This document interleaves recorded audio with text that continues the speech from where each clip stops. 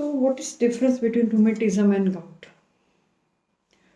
तो रूमेटिज्म में ज़्यादातर बड़े जॉइंट्स इन्वॉल्व होते हैं, जॉइंट्स भी इन्वॉल्व होते हैं, मसल भी इन्वॉल्व होते हैं, नर्व्स भी इन्वॉल्व होती है।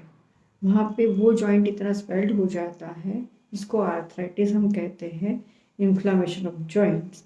उसके साथ साथ वो एरिया पूरा रेड हो जाता है, पेनफुल हो जाता है, वहाँ के मसल भी पेनफुल होते हैं, मूवमेंट नहीं कर पाते पेशेंट, और वहाँ का ब्लड सर्कुलेशन भी इम्पैक्टेड होता है। तो वहाँ पे मसल पेन रहता है, वहाँ के कार्टिलेज में पेन होता है, वो रूमेटिज्म का पार्ट आया। गाउट में जनरली छोटे छोटे जॉइंट्स इन्वॉल्व होते हैं, फिंगर जॉइंट्स इन्वॉल्व होते हैं। उस कई पेशेंट की उंगलियां टेढ़ी हो जाती हैं, यहाँ के जॉइंट स्वेल्ड हो जाते हैं।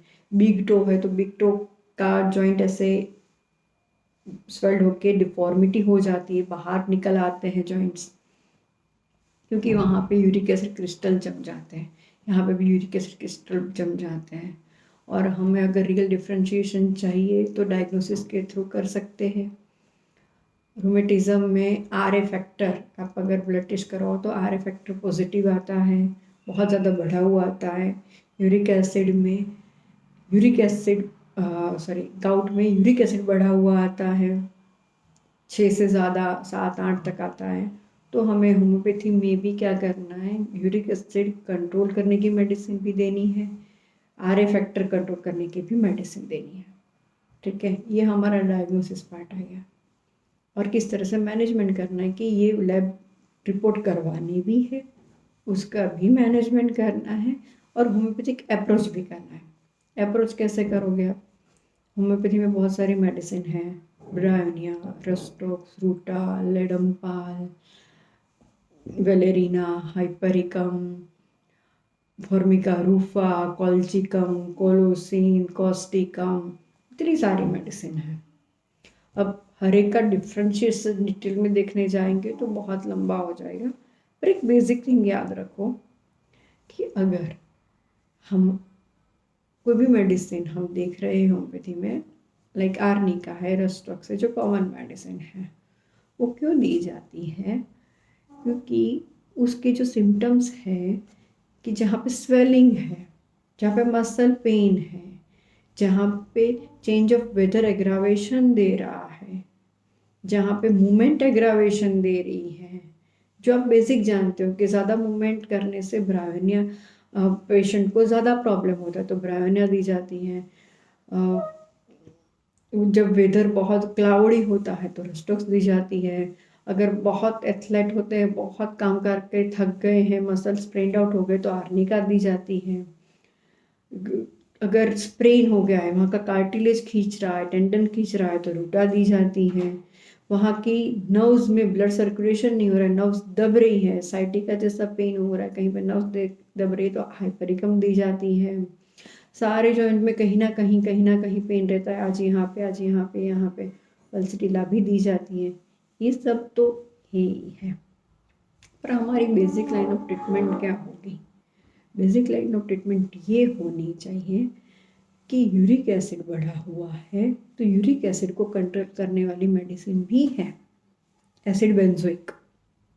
यूरिक एसिड कॉल्चिकम से कंट्रोल होता है, एसिड बेंजोइक से कंट्रोल होता है, पिक्रिक एसिड से कंट्रोल होता है, क्योंकि एसिड है तो वो भी देनी ही चाहिए ताकि वहाँ पे कंट्रोल आ जाए।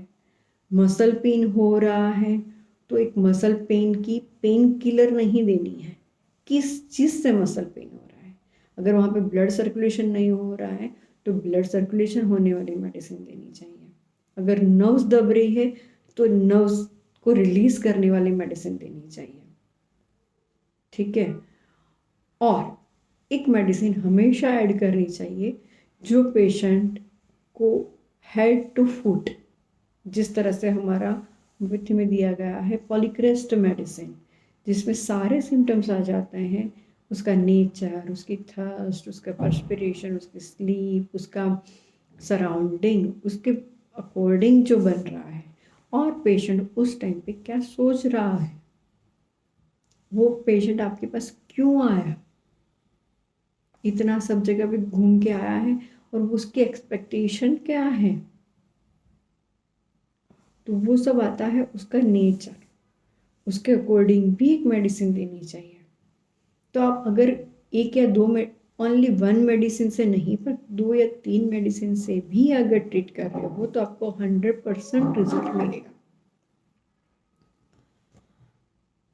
जैसे कि मेरे पास एक पेशेंट आया था जो अभी भी आ रहा है, knee pain, most common knee pain के लिए आते हैं पेशेंट। पेशेंट का पहला क्वेश्चन होता है, मैडम कितने टाइम तक मुझे दवाई लेनी पड़ेगी? आप क्या आंसर दोगे? 2 महीने, 4 महीने, 6 महीने, 1 साल? आपको पता है कि कितने टाइम तक लेनी पड़ेगी? नहीं, क्योंकि नी पेन ऐसा है कि नी अगर बहुत ही ज़्यादा डिफॉर्म हो चुकी है, घिस चुकी है, तो उसका ऑपरेशन करवाना पड़ता है। बट कई पेशेंट ऐसे होते हैं जो ऑपरेशन करवाना नहीं चाहते हैं, तो हम होम्योपैथिक कैसे मैनेज करेंगे? तो आपको पेशेंट को समझाना है कि देखो, ये ऐसा नहीं है कि मैं नया जॉइंट आपको दे सकती हूँ बाय मेडिसिन, पर ये हम कर सकते हैं कि आपका जो पेन किलर आप एवरीडे खा रहे हो, गाबा पेन खा रहे हो, या तो एंटी इन्फ्लामेटरी ड्रग खा रहे हो, कोई भी कॉम्बिफ्लेम, सिग्मोफ्लेम या ब्रूफेन या जो भी वो खा रहे हो, उससे आपकी किडनी पे असर हो रहा है, नुकसान हो रहा है, बीपी बढ़ रहा है, ये सब जो नुकसान हो रहा है वो एक होम्योपैथी नहीं देगा। दूसरी बात, आपको मैनेजमेंट देगा कि जो पेन बहुत ज़्यादा था उससे बहुत कम पहले आएगा, पर नी जॉइंट रिप्लेस नहीं हो सकता है।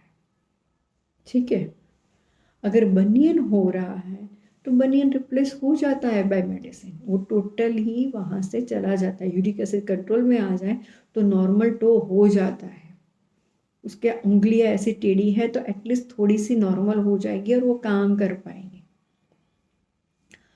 ठीक है, तो आपको पेशेंट को ये समझाना है कि वहाँ तक हम ले जा सकते हैं और आपको थोड़े टाइम तक मेडिसिन कंटिन्यू करनी पड़ेगी, आपके रिस्पॉन्स के अकॉर्डिंग चलेगा। ऐसा नहीं कि 6 महीने दवाई लो तो हो गया, पर आपको ये ध्यान रखना है कि साथ साथ उसका नेचर, उसका सराउंडिंग, उसके क्यों हो रहा है, पॉजिटिव फैक्टर्स जो हो रहे हैं, उसका डाइट क्या होगा, जनरली यूरिक एसिड और रूमेटिज्म क्यों बढ़ जाता है। पेशेंट को कहना है कि जो भी प्रोटीन डाइट है वो बहुत माइन्यूट लेना है, क्योंकि एकदम बंद भी नहीं कर सकते, मसल को प्रोटीन चाहिए, और वो मॉर्निंग में देना है। रात को डाइजेस्ट कम होता है, रात को एकदम ही लाइट फूड जाना चाहिए। प्रोटीन डाइट में सारी दाल आ गई, सारे पल्सेस आ गए, सब आ गया। जो खट्टी चीज़ें होती है जैसे कि विनेगर है, कोई भी पिकल ले लिया, खट्टे टमाटर भी हैं, जो सीड वाले टमाटर आते हैं जिसमें बहुत बड़े बड़े सीड होते हैं, बैंगन होते हैं सीड वाले, वो सब ये चीज़ यूरिक एसिड बढ़ा देता है। खट्टे फ्रूट भी यूरिक एसिड बढ़ा देता है, तो वो सब कंट्रोल में करने हैं। और एक्सरसाइज करनी है, योगा करना है, गर्म पानी पीना है, रोज़ रोज़ लंच के बाद और डिनर के बाद गर्म पानी पीना है, मेडिटेशन करना है। तो ये सब मैनेजमेंट आप कर सकते हो। और उसके साथ मेडिसिन, मान लो 3-4 साल भी चले मेडिसिन, तो भी पेशेंट आपके पास रहेगा। क्यों? क्योंकि एटलीस्ट वो नी जॉइंट रिप्लेसमेंट से ज़्यादा अच्छा है, क्योंकि आफ्टर नी जॉइंट रिप्लेसमेंट भी फिक्स नहीं है कि वो परमानेंट हील अप हो जाएगा। तो वहाँ पे आपका होम्योपैथी, आपका मैनेजमेंट बहुत मैटर करता है, और 100% पेशेंट आएंगे ही आएंगे।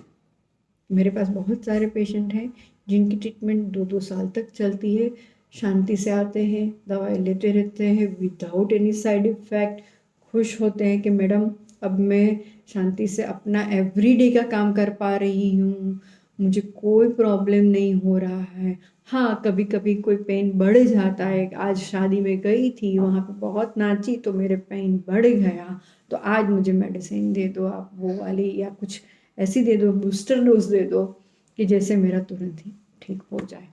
और ऐसी होमियोपैथी में बहुत सारी मेडिसिन है, उस टाइम पे आपको 1 mg 10 mg पावर दे सकते हो, जो मेडिसिन उसकी हमेशा चल रही है। तो एक पॉलीक्रेस्ट मेडिसिन देनी है, एक उसके डायग्नोसिस पे मेडिसिन देनी है, एक क्यों हो रहा है उस पर भी मेडिसिन देनी है, तो पूरा मैनेजमेंट हो जाएगा। Thank you.